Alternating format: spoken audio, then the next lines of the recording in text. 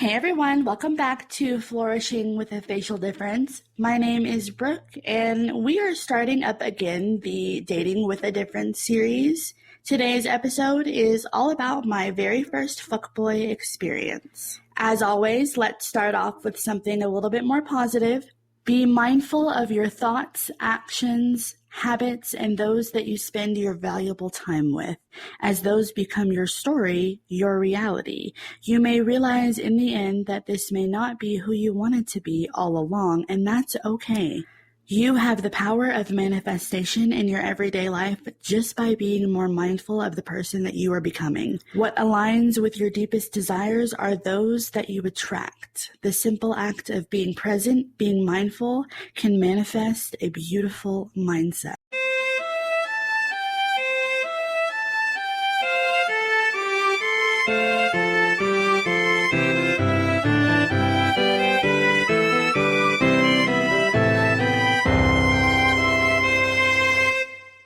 All right, let's talk about my very first fuckboy experience. Where do I even start? Well, I guess we can start where it happened, which was my freshman year of college. Why does everything always happen to me my freshman year of college? That's where I think I really found myself. That's where I had a lot of my experiences, and I think that had a lot to do with moving away from home and having this feeling of freedom and this feeling of boy crazy, really. I had this huge feeling of freedom when I moved away from home and went to college. So because this is a part of my Dating with a Difference series, which if you don't know anything about this series, this is kind of like my take on what it was like dating with a facial difference. I have so many stories and so many experiences to share on what it has been like being someone who was born different and has put herself in the dating community.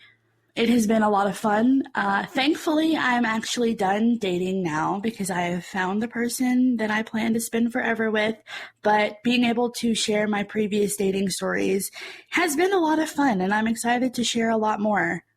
I'm going to try my best to share my dating stories without oversharing because I don't think that it's necessary for everyone to know my personal business as well as the personal business of the guys that are in my stories. So I'm going to keep all of the guys anonymous just for privacy reasons. So I hope that you can respect that and still enjoy these stories without having to put a name to a face. So let's get started with my very first fuckboy experience. It was freshman year of college, and I had just discovered Tinder.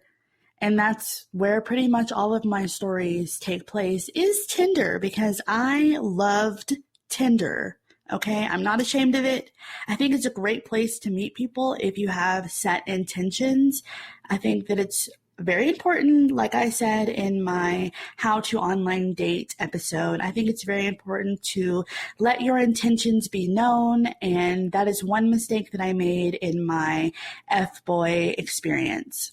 Neither of us really expressed our intentions, and I think that's where a lot of things went wrong. It started off as I was fiddling around on Tinder. I had just downloaded it. I had not met anyone. I had not swiped right to anyone. I had literally just downloaded it, and I started swiping, and I ended up swiping right on someone. Let's call him the gamer, because he was absolutely obsessed with video games. I didn't understand it. I still don't understand it, but his world completely revolved around World of Warcraft, and I absolutely hated it because it definitely ended up taking that attention away from me, but that's a whole other story. But we are going to call him the gamer for the sake of this story. So I ended up swiping right on the gamer probably November of 2015.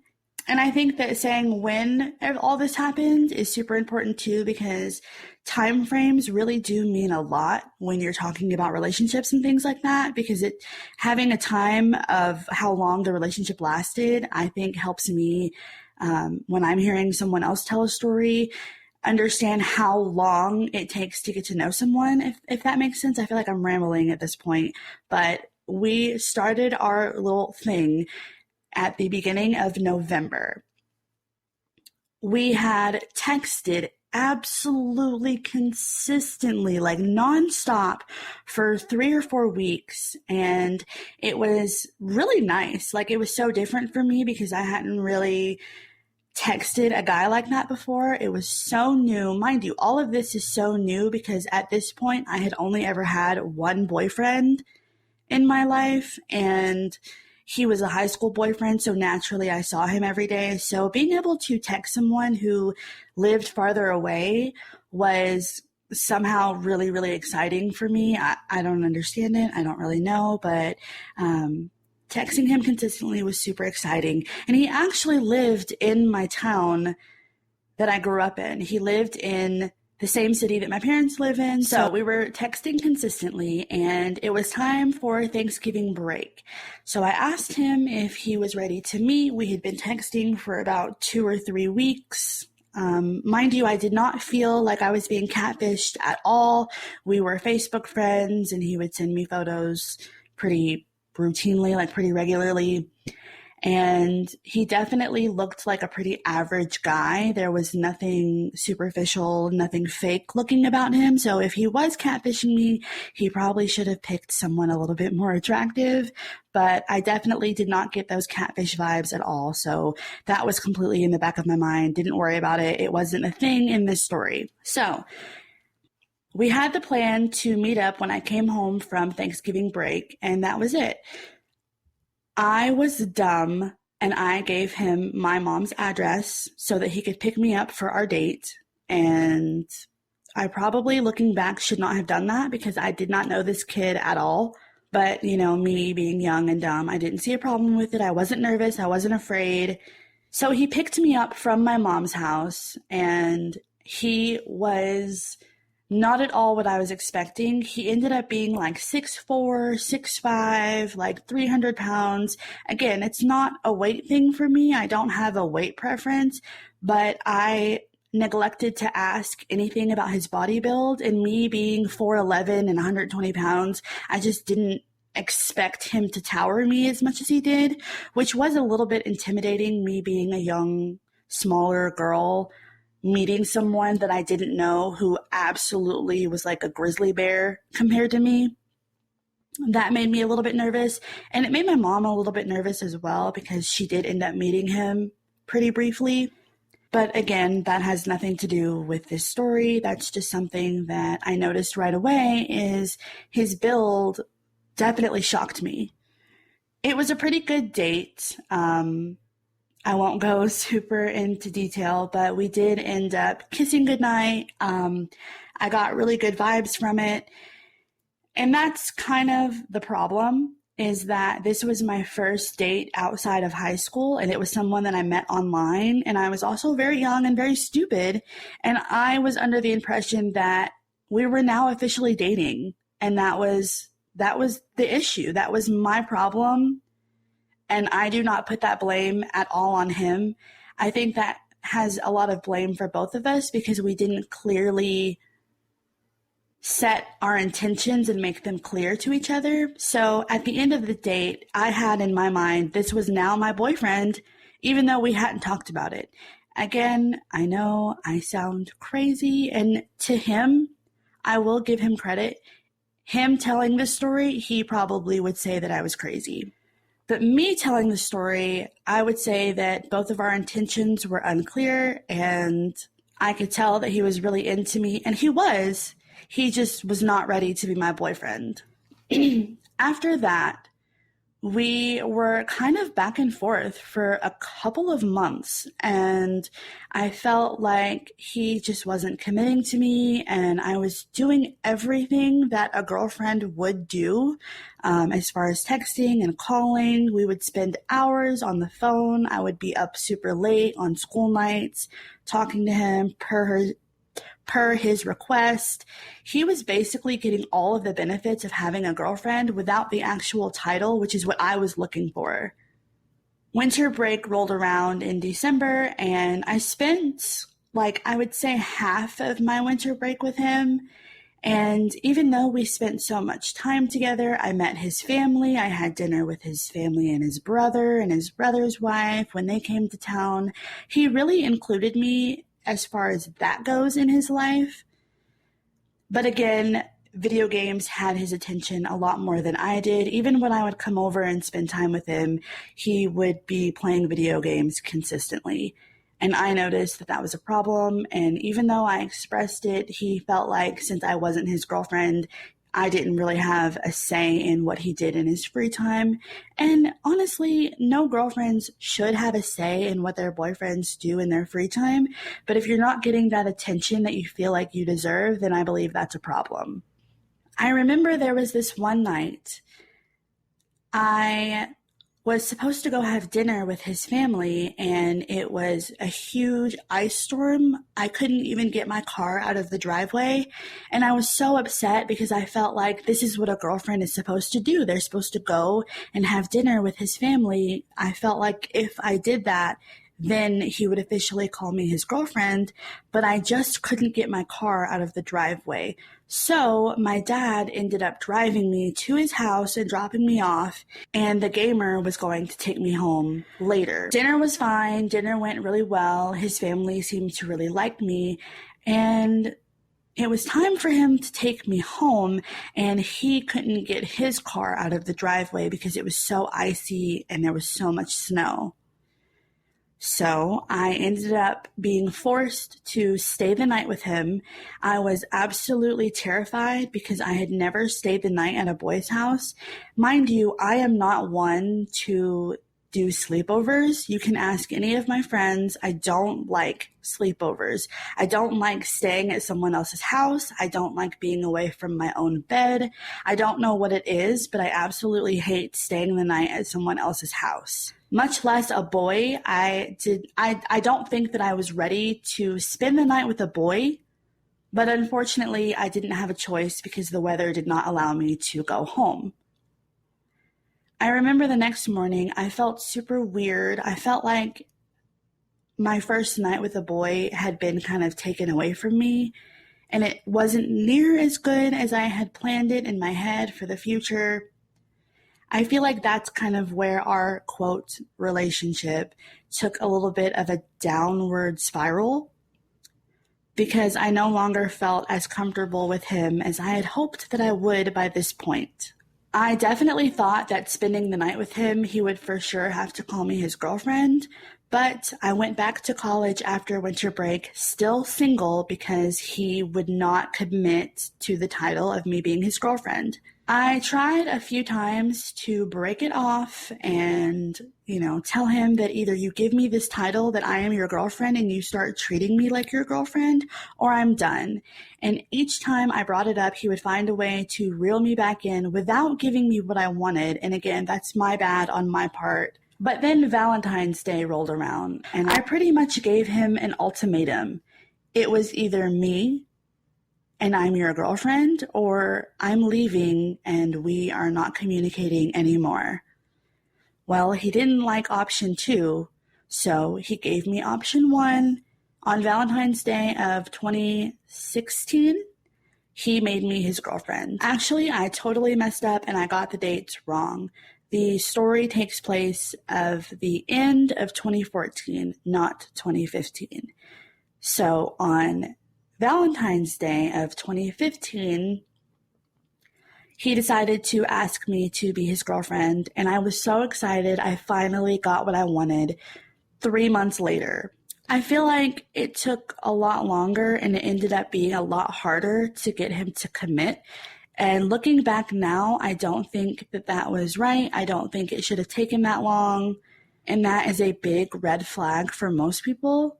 But me being young and stupid, I just didn't see it. But don't worry, I did end up learning so much from this story. So after Valentine's Day and me being officially his girlfriend, I thought that that would change things. Well, it really didn't, because even though he gave me what I wanted, the title of being his girlfriend, he did not at all treat me like a girlfriend.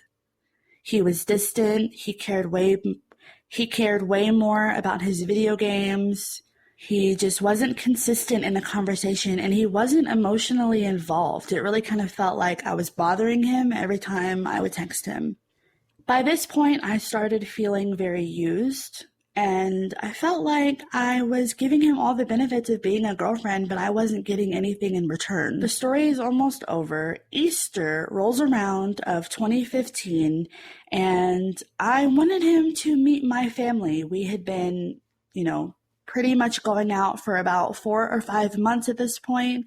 And although it wasn't the best relationship, I really felt like it was time for him to meet my family and see if we can try to start this off on a better foot. So I invited him to Easter. I told my entire family that he would be over, and I never heard from him after I invited him. It was pretty embarrassing. My family and I all waited to eat. They kept asking me if he was coming, and I was like, yeah, he'll be here. He said he would come. And I never heard from him again. Days went by, and I would message him. I called him. I even called his mom because, yes, I was a little bit crazy, but I just didn't think that it was fair for him to be treating me this way, so I would have rather have gotten something out of him. He ended up texting me a few days later, and he basically broke up with me. He said that we just didn't have anything in common. He didn't feel a connection, and I didn't fight him. I wasn't disagreeing. I think that he was totally right. I don't think that we were made for each other at all, but I definitely think that I deserved a lot more than a breakup text. It definitely hurt, and it didn't hurt because I was so into him and I was heartbroken. I think it hurt because it finally hit me that I just encountered my very first fuckboy. And it took 5 months of whatever we had that was going on to realize that this is not how people are supposed to be treated. He was getting everything and I was getting nothing. And I love this story so much because this really set the tone for the rest of my dating experience, because I did not let that happen anymore. He was the first and the last person to ever play me like that, and I no longer accepted any type of relationship where I wasn't getting something in return. If I ever felt like I wasn't getting the respect and the attention that I feel like I deserve, I would peace out. I, from that point on, ended everything that I had where I wasn't getting the attention that I deserved. And I have the gamer to thank for that. I hate the way that he treated me, and I don't love that part of my life, but I think that I did learn such a valuable lesson on how I feel like I should be treated.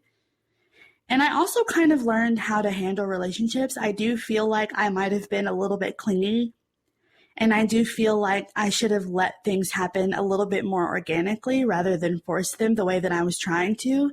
But again, life is a total learning experience, and I really am appreciative and thankful for this experience because it showed me so much. I learned so much. And even though it was a negative experience, learning something turned it into something positive. And I'm able to see that and appreciate that. The gamer, in case anyone was wondering, is doing great. We haven't spoken since April of 2015 after he broke up with me over text, but I do know that he is doing super well. He's married now. He has a baby, and I hope that he treats his partner with respect and love and gives her the attention that she deserves, because that's all people really need in life. Because that's what people deserve. They deserve to be treated with respect. And I hope that he learned from what he did to me. I hope that he never does that again. And I truly hope that he is living a much happier life because I know I am. I wish him nothing but the best. I think that I could have had a much worse first encounter with a fuckboy experience, so I don't think it was too bad. But that is a part of my Dating While Different series. I don't think that my facial difference had anything to do with how he treated me, because this should have been a red flag, but he never once asked me about my facial difference. He never once asked me about my medical history. And I never shared that part of my life with him. And I think that says so much about how we felt about each other. He didn't care to learn more about me, and I didn't care about him enough to share that part of my life. But that concludes this episode of my Dating with a Difference series. I hope that you enjoyed it. I hope that you learned a little bit more about me, and I hope that it was entertaining in some way. I really do appreciate you for listening to this episode, and I'll see you guys next week on Flourishing with a Facial Difference.